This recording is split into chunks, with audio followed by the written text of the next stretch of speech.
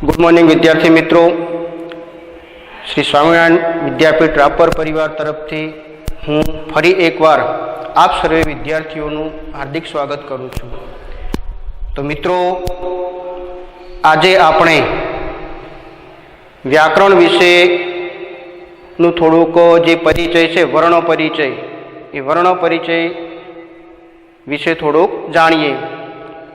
तो कोई पण भाषा होय, गुजराती होय, हिंदी होय के पछी संस्कृत, एमां संस्कृत माटे खास तो सर्वप्रथम आपणे जो वर्णों ने जाणी शकता हशुं, ओळखी शकता हशुं तो आपणने भाषामां सरलता रहेशे।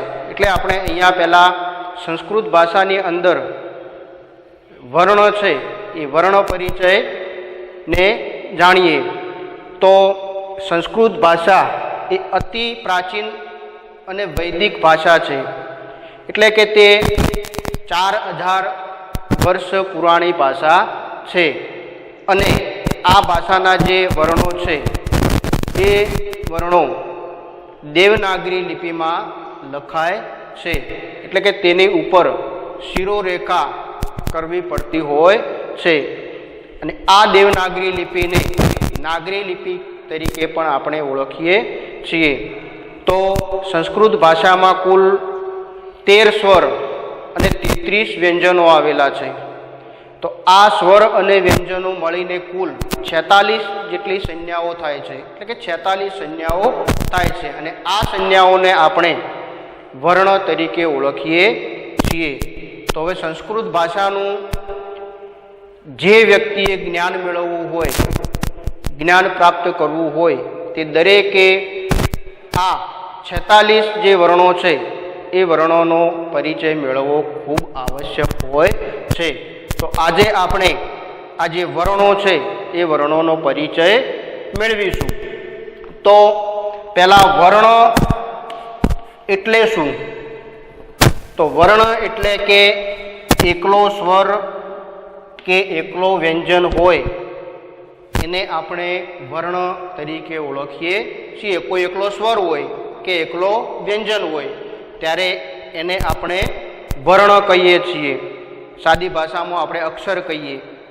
तो जेम के ओ ए स्वर छे, एम को ए व्यंजन छे पण एकला छे बंने, एनी साथे बीजो कोई वर्ण जोडायेलो नथी। एटले आवा जे एकला अक्षरो होय एने आपणे वर्ण तरीके ओळखीए छीए। हवे स्वर, तो स्वर एटले शुं?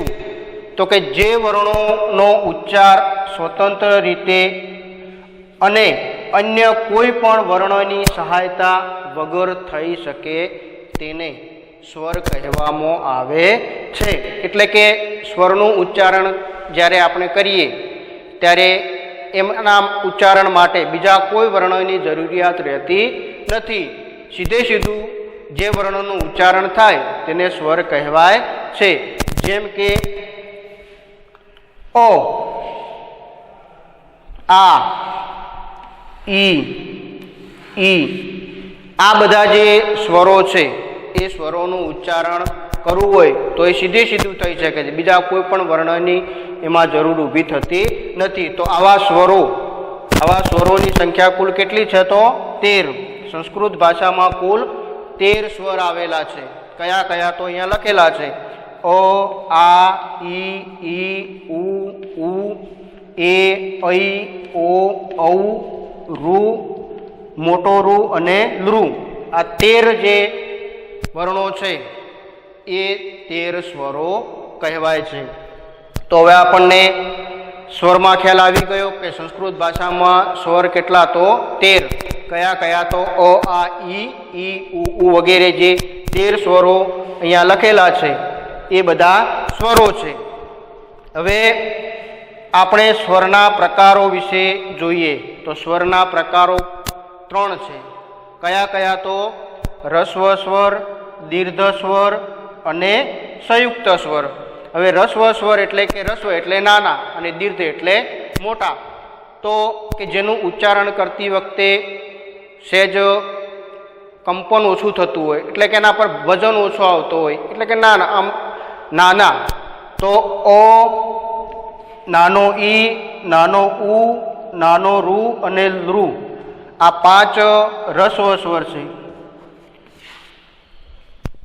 અ, ઈ, ઉ, રૂ અને લૃ, આ 5 છે એ કેવા છે? તો રસ્વ સ્વર કહેવાય છે. હવે એના પછી દીર્ઘ સ્વર. દીર્ઘ એટલે મોટો, તો કે આ, મોટો ઈ, મોટો ઉ અને મોટો રૂ, આ જે 4 છે એ કેવા છે? દીર્ઘ સ્વરો છે. એના પછી સંયુક્ત સ્વર.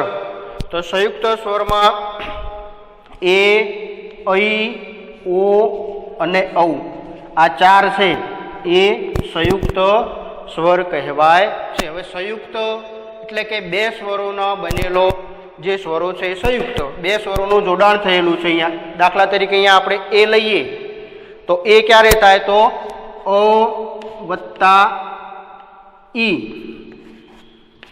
બરાબર એ. અ વત્તા ઈ આપણે લઈએ ત્યારે એ બનતો હોય છે, એટલે એ સંયુક્ત છે. કેવો છે? 2ના જોડાણ વાળો. એ પ્રમાણે આ અથવા આ કે અ પછી જો ઈ આવે તો બંને મળીને ઐ થાય છે. આ કે અ પછી એ આવે તો શું થાય? ઐ. એટલે આ જે 4 છે એ, ઐ, ઓ અને ઔ, એ કેવા છે? સંયુક્ત સ્વર છે. તો હવે સ્વર વિશે તમને સંપૂર્ણપણે ખબર પડી ગઈ હશે કે સ્વર કોને કહેવાય, વર્ણ કોને કહેવાય. તો વર્ણ એટલે કે જ્યારે કોઈ એકલો સ્વર હોય કે એકલો વ્યંજન હોય તેને આપણે વર્ણ તરીકે ઓળખીએ છીએ. અને સ્વર કોને કહેવાય? તો કે જે વર્ણોનું ઉચ્ચારણ સ્વતંત્ર રીતે એટલે કે બીજા કોઈ પણ વર્ણોની મદદ વિના થઈ શકે તેવા વર્ણોને સ્વર તરીકે ઓળખવામાં આવે છે. તો એના પછી સ્વરોના પ્રકાર. સ્વરના પ્રકાર કેટલા છે? તો 3. કયા કયા? તો રસ્વ સ્વર, દીર્ઘ સ્વર અને સંયુક્ત સ્વર. રસ્વ સ્વરમાં અ, આ, ઉ, રૂ અને લૃ, આ 5 કેવા છે? રસ્વ છે. એના પછી આ, મોટો ઈ, મોટો ઉ, મોટો રૂ, આ 4 કેવા છે? દીર્ઘ છે. અને સંયુક્ત સ્વરમાં એ, ઐ, ઓ, ઔ. તો આ જે કુલ 13 છે, 13 સ્વરોનું. તો મિત્રો હવે આપણે વ્યંજન વિશે જોઈએ. તો વ્યંજન એટલે શું? તો કે જે વર્ણોનું ઉચ્ચારણ સ્વતંત્ર રીતે નહીં પરંતુ સ્વર વિના થઈ શકે નહીં તેવા વર્ણોને વ્યંજન વર્ણ તરીકે ઓળખવામાં આવે છે. તો આપણે આગળ જોયું કે સ્વરનું ઉચ્ચારણ કરવું હોય ત્યારે સ્વતંત્ર રીતે થઈ શકે છે, બીજા કોઈ પણ વર્ણની એમને જરૂરિયાત ઊભી થતી નથી. પણ જ્યારે વર્ણનું ઉચ્ચારણ કરવું હોય ત્યારે એ સ્વર વિના થઈ શકે નહીં. જેમ કે આપણે ક એવું ઉચ્ચારણ કરીએ તો કની સાથે અનું પણ ઉચ્ચારણ થતું હોય છે.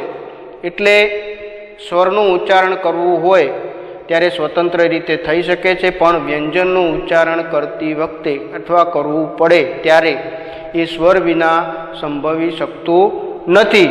એટલે કે જે વર્ણોનું ઉચ્ચારણ સ્વર વિના થઈ શકે નહીં એટલે કે સ્વતંત્ર રીતે થઈ શકે નહીં તેવા વર્ણોને વ્યંજન વર્ણ તરીકે ઓળખવામાં આવે છે. ક બોલીએ તો અ આવે, અને કા એમ બોલીએ તો એમાં આ આવે, કી એવું બોલીએ ત્યારે ઈ આવે, અને કુ એમ બોલીએ ત્યારે ઉ સ્વર આવે છે. એટલે કે વ્યંજનનું ઉચ્ચારણ સ્વર વિના સંભવિત બનતું નથી. તો વ્યંજન એટલે આપણને ખ્યાલ આવી ગયો હશે. અને આવા વ્યંજનોની સંખ્યા 33 છે. કેટલી છે? 33. સ્વરોની સંખ્યા 13 છે અને વ્યંજનોની સંખ્યા 33. 13 સ્વર અને 33 વ્યંજન. કુલ 46 વર્ણો આવેલા છે.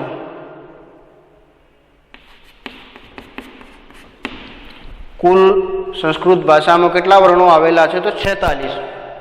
તો આ 33 જે વ્યંજનો છે, જેમ કે ક, ખ, ગ, ઘ, બાકીનો જે આખો કક્કો છે એને બધા વર્ણોને આપણે વ્યંજન તરીકે ઓળખીએ છીએ.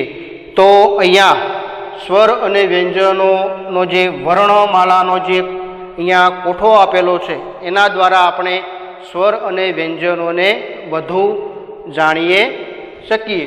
તો અહીંયા સર્વપ્રથમ સ્થાન આપેલું છે, એના પછી સ્વર અને વ્યંજન.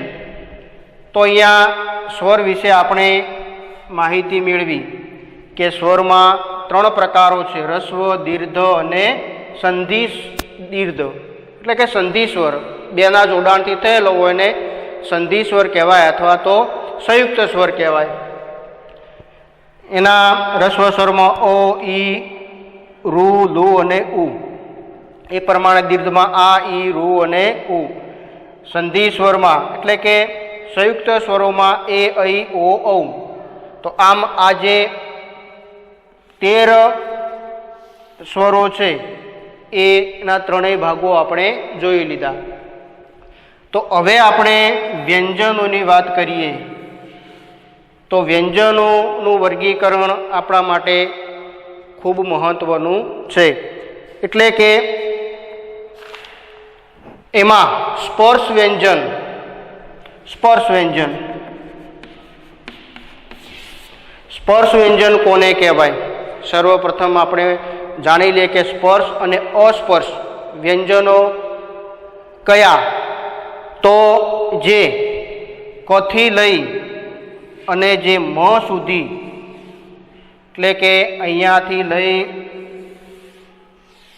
આટલા સુધી ના જે 25 વ્યંજનો છે, 1 2 3 4 5 એમ 5 લાઈન છે, એટલે 25 જે વર્ણો છે એ બધા સ્પર્શ વ્યંજનો તરીકે ઓળખવામાં આવે છે. તો આ જે 25 વર્ણોનું આપણે ઉચ્ચારણ કરતા હોઈએ ત્યારે જે આપણા મુખમાં રહેલી જે જીભ છે એ જીભ મુખના જુદા જુદા ભાગોને સંપૂર્ણ રીતે સ્પર્શ કરતી હોય છે, એટલે આને આપણે સ્પર્શ વ્યંજનો તરીકે ઓળખીએ છીએ.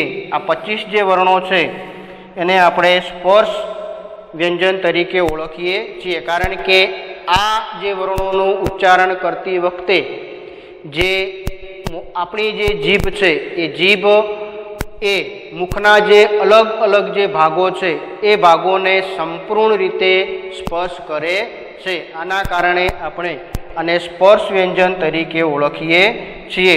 તો અહીંયા સંસ્કૃત ભાષામાં જે વર્ગોમાં 4 વર્ગો પાડેલા છે: ક વર્ગ, ચ વર્ગ, ટ વર્ગ, ત વર્ગ અને પ વર્ગ. આમ 5 વર્ગો છે. જે 25 જે સ્પર્શ વ્યંજનો છે એમાં જે 5 ભાગ, વર્ગ એટલે કે ભાગ, 5 ભાગો છે. હવે આપણે અસ્પર્શ વ્યંજન કોને કહેવાય? તો કે જે વર્ણોનું ઉચ્ચારણ કરતી વખતે જીભ છે એ મુખના જુદા જુદા ભાગોને સંપૂર્ણ રીતે સ્પર્શ કરતી નથી, તેવા જે વ્યંજનો છે એને અસ્પર્શ વ્યંજન તરીકે ઓળખવામાં આવે છે. તો જે વર્ગ બારના જે વ્યંજનો છે, જેમ કે ય, ર, લ, વ, સ, સ, અને હ, આ બધા જે 8 વર્ણો છે એ કેવા છે? તો અસ્પર્શ વ્યંજનો છે. તો સ્પર્શ વ્યંજન કોને કહેવાય અને અસ્પર્શ વ્યંજન કોને કહેવાય એ હવે તમને સમજાઈ ગયું છે. એના પછી ઘોષ અને અઘોષ. ઘોષ કોને કહેવાય અને અઘોષ કોને કહેવાય? તો કે વ્યંજન ધ્વનિઓના ઉચ્ચારણ કરતી વખતે જે આપણું નાડતંત્રીઓનું જે કંપન છે એ કંપન પણ મુખમાં અગત્યનો ભાગ ભજવતું હોય છે. તો જ્યારે આપણે કોઈ વર્ણોનું ઉચ્ચારણ કરતા હોઈએ ત્યારે જે આપણું નાડતંત્રીઓનું કંપન ઓછું થતું હોય એને અઘોષ કહેવાય, અને જે વર્ણોનું જે અવાજ ઉચ્ચારણ કરતી વખતે એનું જે કંપન છે એ કંપન વધુ પડતું થતું હોય તેને ઘોષ વ્યંજન તરીકે ઓળખવામાં આવે છે. એટલે કે કોઈ અક્ષર ઉપર ભાર વધારે આવતો હોય તો એ ઘોષ છે, અને એને બોલવામાં વજન ઓછું આવતું હોય વર્ણ ઉપર એ ઘોષ કહેવાય છે. તો એના પછી અલ્પ પ્રાણ અને મહાપ્રાણ. તો અલ્પ પ્રાણ એ દરેક જે વર્ગ છે એ વર્ગનો ત્રીજો અને ચોથો વ્યંજન એ અને 3 જે સ છે આ જે અક્ષરો છે એ અલ્પ પ્રાણ છે. તો આમ આપણે વર્ગોનું જે વર્ગીકરણ કર્યું વર્ણોનું, જેમ કે ઘોષ તો જે ગ, ઘ અને અનુનાસિક ઓ, આ 3, 3, 6, 3, 9 અને 3, 12 અને 15 અને 3 જે અંતસ્થ વર્ણો છે યર, લ, વ, 19 અને છેલ્લો ઉષ્મા અક્ષર હો. આમ કુલ જે 20 વર્ણો છે એ કેવા છે? અઘોષ છે.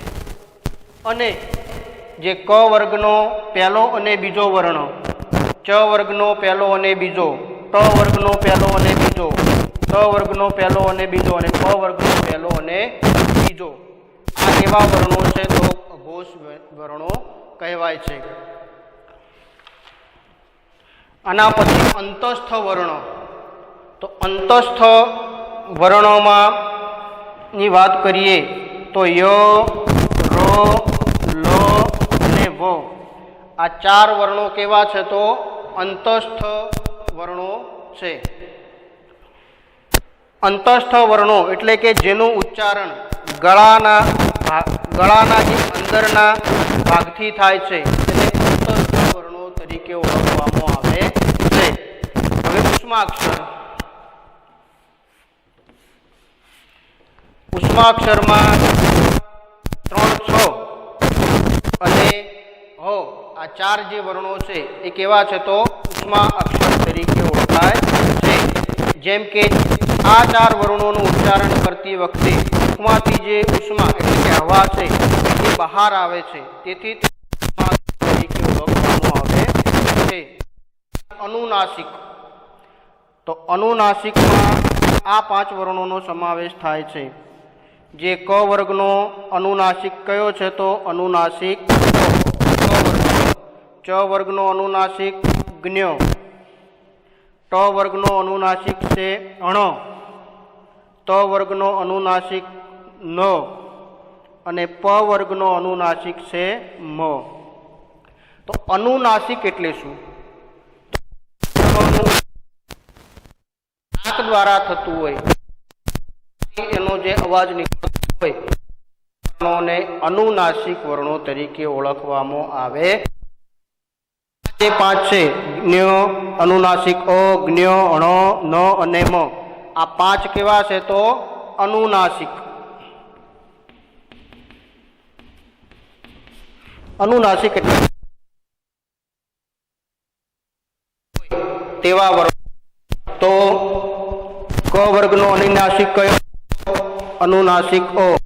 વર્ગનો જ્ઞ, ક વર્ગનો અણ, ક વર્ગનો ક વર્ગનો મ. આમ જે આ વર્ણો છે એ વર્ણોનો આપણે પરિચય મેળવ્યો. તો હવે કોઠા દ્વારા તમને બધાને ખ્યાલ આવી ગયો હશે. આગળ આપણે જોઈએ કે સ્થાન અને પ્રશ્નની દ્રષ્ટિએ પણ ઉચ્ચારણના પ્રકારો છે, ઉચ્ચારણના જે સ્થાનો છે એને પણ આપણે જોઈ લઈએ. તો સર્વપ્રથમ કંઠ્ય. કંઠ્ય વર્ણો કયા? કંઠ્ય વર્ણોમાં ઓ, આ 2 સ્વરો, બાકીનો જે ક, ખ, ઘ, ઘ અને ના સિવાય હો, આ બધા કેવા છે? કંઠ્ય વર્ણો છે. તો કંઠ્ય વર્ણ એટલે કે જેનું ઉચ્ચારણ જીભ છે, જે વર્ણોનું ઉચ્ચારણ કરતી વખતે જીભનું જે મૂળ કોમળ ભાગ છે એ તાળવાને સ્પર્શ કરીને કંઠમાંથી ધ્વનિ ઉત્પન્ન થાય છે તેવા વર્ણોને કંઠ્ય વર્ણો તરીકે ઓળખવામાં આવે છે. તો કંઠ્ય વર્ણોમાં સીધી જે આમ આડી લાઈન છે અ આ બે સ્વરો ક ખ ગ ઘ અનુનાસિક આ વર્ણો કેવા છે? તો કંઠ્ય વર્ણો છે. એના પછી તાલવ્યો. તાલવું એટલે કે તાળવું. તો તાલવ્ય વર્ણો કે જેનું ઉચ્ચારણ કરતી વખતે જીભનો જે મધ્ય ભાગ છે તે મધ્ય ભાગ કઠોર તાળવાનો સ્પર્શ કરીને ધ્વનિ ઉત્પન્ન કરે છે તેને કંઠ્ય વર્ણો તરીકે ઓળખવામાં આવે છે. તો આવા કંઠ્ય વર્ણોમાં ઈ અને મોટો ઈ, એ અને ઐ, ચ છ જ જ જ્ઞ ય છ આ બધા કેવા છે? તો કંઠ્ય વર્ણો છે. એના પછી મૂર્ધા એટલે કે મૂર્ધન્ય. તો મૂર્ધન્ય કે જેના ઉચ્ચારણમાં જીભનો જે અગ્રભાગ છે એ ઊંધો વળીને સહેજ કઠોર તાળવાના કોઈ પણ ભાગને સ્પર્શ કરે છે ત્યારે અને જે ધ્વનિ ઉત્પન્ન થાય છે તેને મૂર્ધન્ય વર્ણો તરીકે ઓળખવામાં આવે છે. તો આવા વર્ણો છે રૂ, મોટો રૂ, ટ, ઠ, ડ, ઢ, ર અને સ. આ બધા કેવા છે? તો મૂર્ધન્ય વર્ણો છે. મૂર્ધન્ય એટલે કે મુખમાંથી જે નીકળે તે. એના પછી દંત્ય વર્ણો. તો દંત્ય વર્ણોમાં રૂ, ત, થ, દ, ધ, ન, લ અને સ આ વર્ણો કેવા છે? તો દંત્ય છે. દંત્ય એટલે કે જેનું ઉચ્ચારણ કરતી વખતે જીભ છે દાંતને સ્પર્શ કરીને જે ધ્વનિ ઉત્પન્ન થાય છે તેને દંત્ય વર્ણ તરીકે ઓળખવામાં આવે છે. એના પછી ઓષ્ઠ. ઓષ્ઠ એટલે કે ઓઠ. તો એમાં છે ઉ બે સ્વર અને પ, ફ, બ, ભ અને મ આટલા જે વર્ણો છે એ કેવા છે? તો ઓષ્ઠ વર્ણો છે. આ વર્ણોનું ઉચ્ચારણ કરીએ ત્યારે બે ઓઠ ભેગા થતા હોવાના કારણે આવા વર્ણોને ઓષ્ઠ વર્ણ તરીકે ઓળખવામાં આવે છે. આ સિવાય કંઠ્ય અને ઓષ્ઠ, કંઠ અને ઓષ્ઠ વર્ણો પણ આવેલા છે. જેમ કે ઓ અને ઔ આ બે કેવા છે? તો કંઠ્ય અને ઓષ્ઠ વર્ણો કહેવાય છે. આ સિવાય દંત્ય અને ઓષ્ઠ જે વ છે એ દાંત અને ઓઠ બંને ભેગા કરીએ ત્યારે વનું ઉચ્ચારણ શક્ય બને છે એટલે એને દંત્ય અને ઓષ્ઠ વર્ણ તરીકે ઓળખીએ છીએ. તો આ હતું જે આપણું વર્ણ પરિચય, વર્ણોનો પરિચય, સ્વર અને વ્યંજન. તો હવે આપણે સ્વર અને વ્યંજનમાં તમને બધાને બરોબર ખ્યાલ આવી ગયો હશે કે સ્વર કોને કહેવાય અને વ્યંજનો કોને કહેવાય, દીર્ઘ કોને કહેવાય અને રસ્વ કોને કહેવાય, સંયુક્ત સ્વર કોને કહેવાય. એ પછી જે વ્યંજનોની વાત કરીએ તો વ્યંજનોના વર્ણોનો પણ તમને ખ્યાલ આવી ગયો હશે કે સંસ્કૃત ભાષામાં કુલ કેટલા વ્યંજનો આવેલા છે? 33 વ્યંજનો. સ્વર કેટલા આવેલા છે? તો 13. અસ્તુ. જય શ્રી સ્વામિનારાયણ.